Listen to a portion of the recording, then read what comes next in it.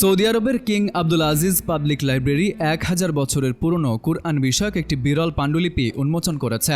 উন্মোচিত পাণ্ডুলিপিটি বিশিষ্ট আলেম আবু উবাইদা মামার ইবনুল মোথান্না রচিত গরিব আল কুরআন শীর্ষক গ্রন্থ, যা কুরআনের দুর্লভ শব্দ ও পরিভাষা নিয়ে রচিত। বৃহস্পতিবার আন্তর্জাতিক সংবাদ মাধ্যম সৌদি গেজেট এ তথ্য জানায়।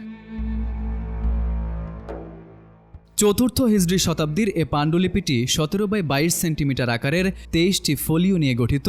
পাণ্ডুলিপিটি স্পষ্ট আন্দালুসীয় লিপিতে লেখা হলেও সূরাগুলোর নাম কুফিক লিপিতে খোদাই করা হয়েছে, যা কুরআনিক গবেষণার ক্ষেত্রে এর বিশেষ গুরুত্ব নির্দেশ করে। গ্রন্থাগার কর্তৃপক্ষ জানায়, তাদের সংগ্রহে কুরআনের ব্যাখ্যামূলক বহু দুর্লভ পাণ্ডুলিপি রয়েছে। এর মধ্যে আবু ইসহাক আল জাজ্জাজের ইরাব আল কুরআন ওয়া মানি, ইবনে কুতায়বা আল দিনওয়ারিয়ের তাউইল মুশকিল আল কুরআন উল্লেখযোগ্য।